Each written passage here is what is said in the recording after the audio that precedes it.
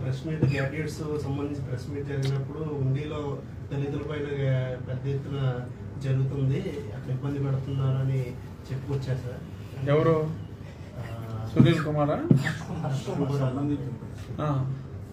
ఇప్పుడు ఎలక్షన్కి దళితుల మీద దాడికి సంబంధం ఏంటో నాకు తెలియదు.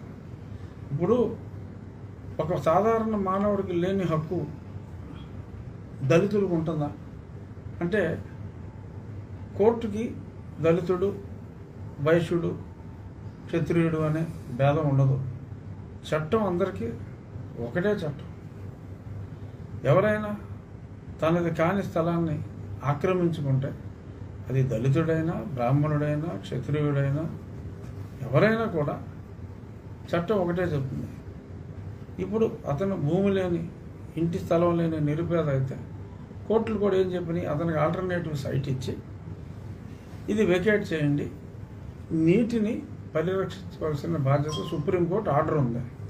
సుప్రీంకోర్టు ఆర్డరు దళితులకు ఒకటి, కులాల వారీగా ఆర్డర్లు లేవు.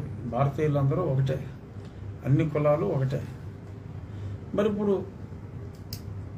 ఇల్లు తీసేస్తే అందులో బీసీలు ఉంటారు, ఎస్సీలు ఉంటారు, ఫార్వర్డ్ క్యాస్ట్ వాళ్ళు ఉంటారు, అన్ని కులాలు ఉంటారు. ఒక ఎస్సీలే ఉంటారు కదా. సో అందులో ఎస్సీలు కూడా ఉంటే ఉండుండొచ్చు, తెలియదు నాకు. ఉంటే దాన్ని దళితులపై దాడి అని మాట్లాడటం ఎంతవరకు సమంజసం? కొంత నిరాదరణకు గురైన రాజకీయ నాయకులు, కొందరు కొత్తగా రాజకీయ ప్రస్థానం చేయాలి అనుకుంటున్న పివి సునీల్ కుమార్ లాంటి రాజకీయ మరి త్వరలో ఆయన కౌంటర్ పార్ట్, ఈయన ఏదన్నా ఉంటే ఆయన పెట్టేవాడు, ఆయన ఏదన్నా ఉంటే ఈయన పెట్టేవాడు ట్వీట్లు. ఆ తెలంగాణలో ఒక ఆయన ఒకరికొకరు మద్దతుగా మరి ఆయన రాజకీయ నాయకుడు అయ్యాడు. సరే, ఆయన 3 సార్లు ఓడిపోయాడు 2 సంవత్సరాల్లో, అదో రికార్డు అనుకోండి. సరే, ఈయన కూడా పార్టీ పెడతాడంట, ఏదో ముస్లింల వాళ్ళు అవుతా మొన్న ఆయన రాజకీయ నాయకుడిలాగా పెద్ద బిల్డప్. సరే, ఎవడైనా పెట్టుకోవచ్చు. బట్ ఈ కేసులుగానే ఫేస్ చేస్తూ తను పార్టీ పెట్టుకుంటే ఈ కేసులు ఏమి బాబు, నా కస్టోడియల్ టార్చర్ కేసు నేను వదిలిపెట్టేది లేదు. అతను రాజకీయ పార్టీ పెట్టినా ఏం పెట్టినా నా కేసులు అయితే నేను ఎట్టి పరిస్థితుల్లో పర్సూ చేస్తాను. దాన్ని తుది అంకం వరకు తీసుకెళ్ళటం ఖాయం. అంతా ఇతనే దగ్గరుండి చేయించాడు, అది నిజం. సాక్ష్యాధారాలు అన్నీ కూడా ఉన్నాయి. అతను పార్టీ పెట్టుకున్నా ఏం పెట్టుకున్నా ఈ ప్రభుత్వం ఇంకా అతను ఉపేక్షించినా నేనైతే ఉపేక్షించేది లేదు, వదిలేది లేదు. సరే, నువ్వు అడిగిన దానికి ఇలా ఏదో అందులో భాగంగానే నిన్న నువ్వు చెప్పావంటే ఇప్పుడు నాకు తెలియదు అది నువ్వు చెప్పిన సంగతి. మరి దళితుల మీద దాడులు జరుగుతున్నాయి అంటే మరి ఏం దాడులు చేసామో నాకు తెలియదు. మరి ఎక్కడైనా ఆక్రమణలు ఉంటే నేను తొలగిస్తున్నాను. ఊరోళ్ళు ఇచ్చిన కంప్లైంట్ మీదే తొలగించడం జరుగుతుంది. అందులో అన్ని కులాలు ఉండొచ్చు. ఒక బ్రాహ్మణులు ఇల్లు ఉంటే బ్రాహ్మణులపై రఘురామ దాడి, ఒక కాపులు ఉంటే కాపులపై దాడి అని ఎవరికాడు రాసుకుంటే రాసుకోవచ్చు. ప్రజా సంక్షేమం కోసం మరి కొన్ని చేసినప్పుడు మరి కొందరిని అమ్మో ఆ కులం జోలికి వెళ్తే మన కొంపలు మొలుగుతాయి అనే భయం అయితే నాకు లేదు. ఎందుకంటే నాకు మనుషులందరూ ఒకటే, నేను సమాజంలో ఒకడిని. సమాజానికి మంచి జరగాలి. అందులో ఒక సునీల్ కుమార్కి సంబంధించిన మనిషి ఉన్నాడు, ఆడు జోలికి వెళ్తే అమ్మో బాబు వీళ్ళు తోలు తీసేస్తారా, డోంట్ కేర్.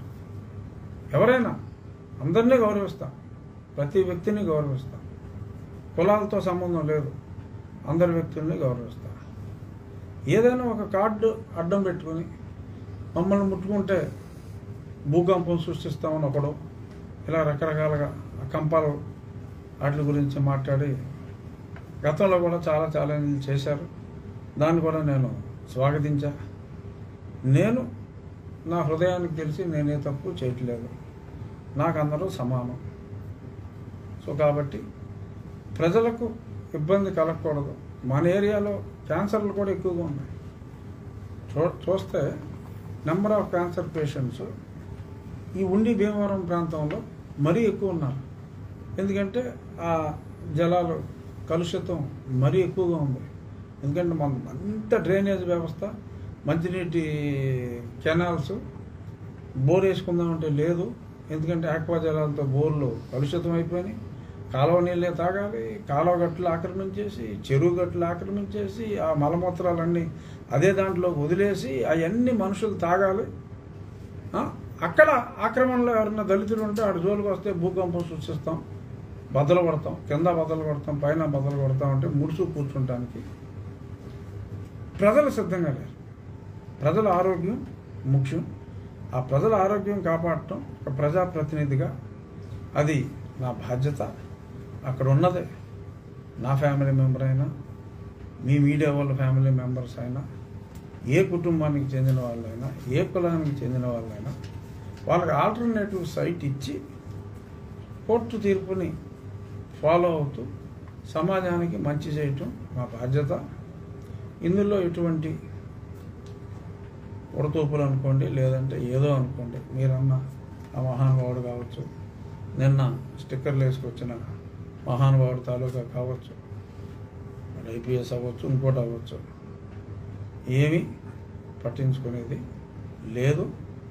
ప్రజలకు ఏం కావాలో అది చేయటం, నన్ను ఎన్నుకున్న ప్రజలకు చేయటం, అది నా బాధ్యతగా నేనైతే ముందుకెళ్తా. ఈ ఎలక్షన్లో మరి వాళ్ళు ఏదన్నా సునీల్ కుమార్ ఒక అభ్యర్థిని పెట్టుకుంటాడేమో నాకు తెలియదు. లేదు ఇప్పుడు ఆయనే రేపు మాకు రిజైన్ చేసేసి ఇక్కడ ఎమ్మెల్యే చేస్తాడేమో నాకు తెలియదు.